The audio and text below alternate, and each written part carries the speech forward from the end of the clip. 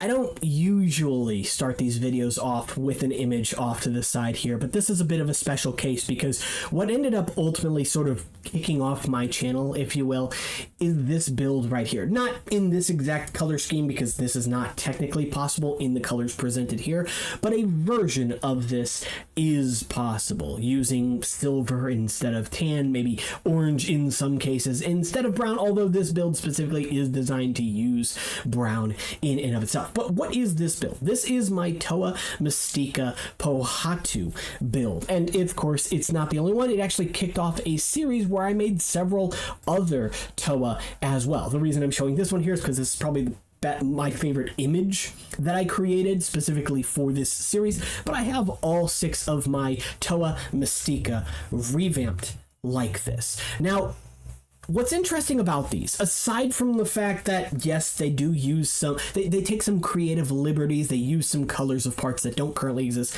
Obviously, they use some custom parts like the weapons here, the mask here as well. But ignoring that for a moment, I believe they, A, stay faithful to the Toa Nuva as we saw them in previous years, but B, they're designed to be made relatively, let's say, inexpensively, using fairly common parts, but with a lot of pose ability. One of my favorite Titans from all of Bionicle is the Max Zelos set from 2007. And one of the reasons I like that set so much, outside of it just looking really cool, is the fact that it's very poseable, sometimes to its detriment, but especially in the body. And so when I approached designing these sets, I wanted them to be quite poseable as well. However, I had fully intended for this build idea to cross over, not just to be that of the Toa Mystica, but the Makuta that came out in 2008 as well. So in this video, I wanted to showcase briefly one of the builds that I started working on, a bit of a work in progress, if you will, for this exact idea. And it is the Vampra set here, which I think looks quite faithful to the set that we actually got from Lego. But one thing that makes it quite unique is that it is built around a poseable torso. Now, I say it's a work in progress and not that it's complete, because I do have some issues with this torso, but of course I built this nearly a year ago and then just kind of patched it up the other day, touched on it a bit with the new knowledge that I had accrued over that year. But one of the things that I think makes this so fascinating is that, yeah, the torso is highly mobile. It is incredibly poseable, and it can be moved in all sorts of different ways. The problem with that, though, the detriment, if you will, is that the neck is not currently attached to the torso, but rather to the hips, which are stationary, right? Relative to torso anyway. And so it means that if I want to move that torso around, I'm going to start losing bits, and one rolled off to the side, so good luck finding that. Point being, though, and yeah, I'm using Zammer here for a specific reason. I'll talk about that here in a moment. But generally speaking, that's what I want to touch up with builds like this. I would love for that head to move alongside the body. And in theory, it should be very possible, honestly. In practice, will it be? I don't know, but we're going to have fun finding out. One of the reasons I like this build so much is that it's still very faithful to the original Vampra set that came out back in 2008, even including the ability for a character to rest on the back of this as well. I didn't really bother with that too much on the Toa Mystica. It's technically possible for at least most of them, outside of maybe Tahu, since he has basically a big jet strapped to his back. But outside of that, ignoring that for a moment, still being an incredibly poseable set, I think helps to add to these characters' intimidation factor, right? Having the ability to sort of move in a really abnormal way in this sort of demonic-like, if you will, or I guess gothic-inspired sets as these are, really goes a long way to, I think, selling these sets and making them feel quite nice, different, unique. And it's one of the things I would have appreciated had we gotten them from Lego. Now, obviously, we know why we got the torso that we got. It was to facilitate this function specifically. Of course, the Tridax pod only comes in one color, well, technically two, but one transparent color from Lego, which is unfortunate because one of the things I would have loved to have seen for both the Toa Nuva, but also the Makuta as well, is recolors of those eye stalks. In this case here, I'm using a yellow eye stalk, which is just one that I made, but I wanted to match the color with the Tridax pod as well, and yellow because this is the blue character, right? So if you're familiar with Gali as her Mata and Nuva form, she had yellow eyes. This is reflecting that. And I would love for a Tridax pod to also match that as well. I think it'd be reasonably easy to do that with just resin casting. I've not bothered with trying to create a mold of the Tridax pod, but it should be reasonably easy to do. It's a fairly simple shape in and of itself.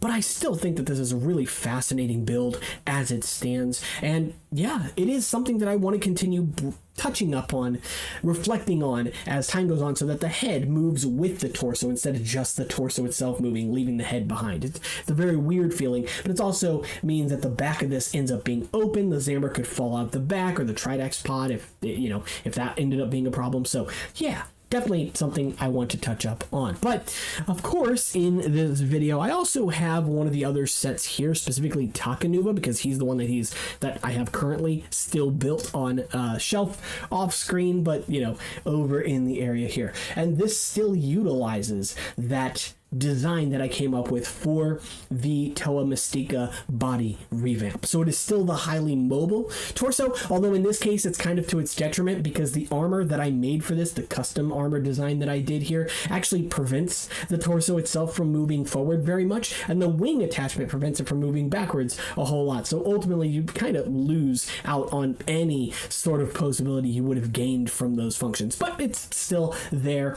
if need be. You can of course always force it back, but I mean, is that really what we want to do? I don't know.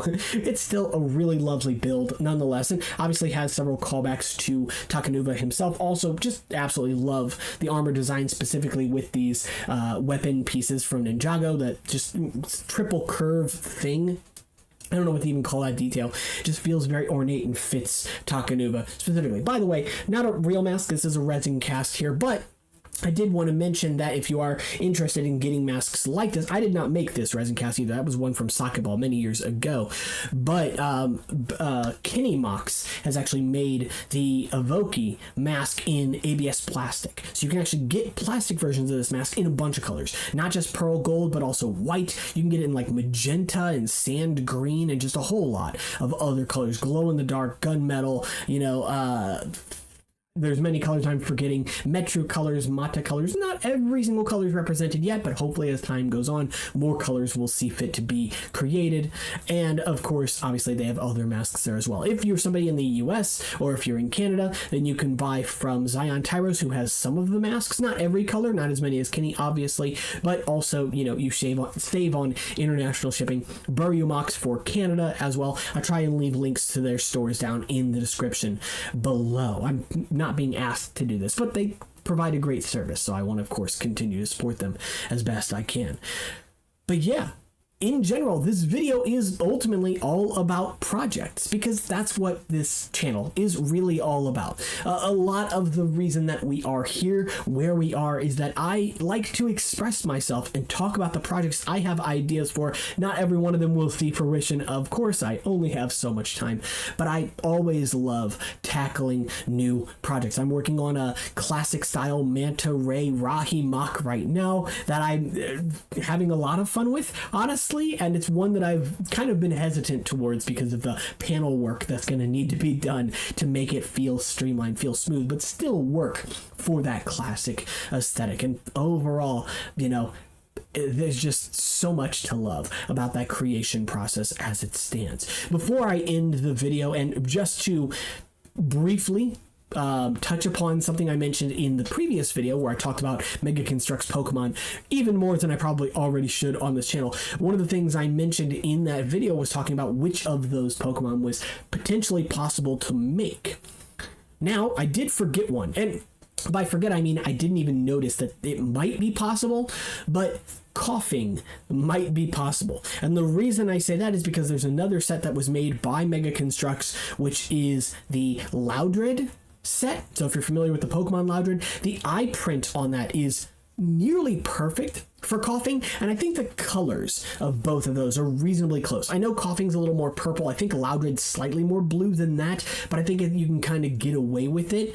And unfortunately, the Loudred also has like a nose print that goes across these two pieces, but assuming that you can use an eraser or something like that to rub that print off, I think you get a pretty good print for eyes for coughing from that set.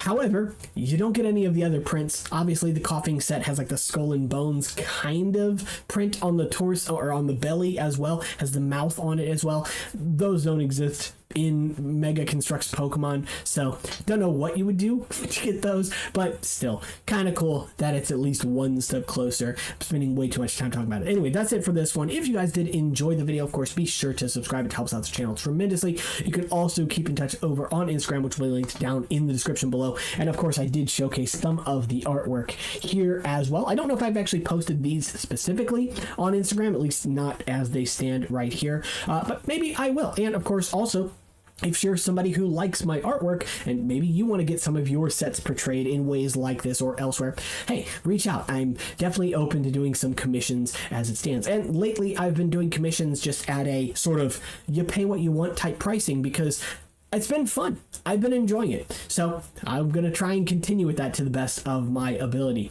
So yeah, keep in touch with me over on Instagram for more information on that. And again, I'll see you all in the next one. Be sure to check out those links in the description. Take care. He's doing the peace sign, but you can't see it because I got art in the eye. Bye.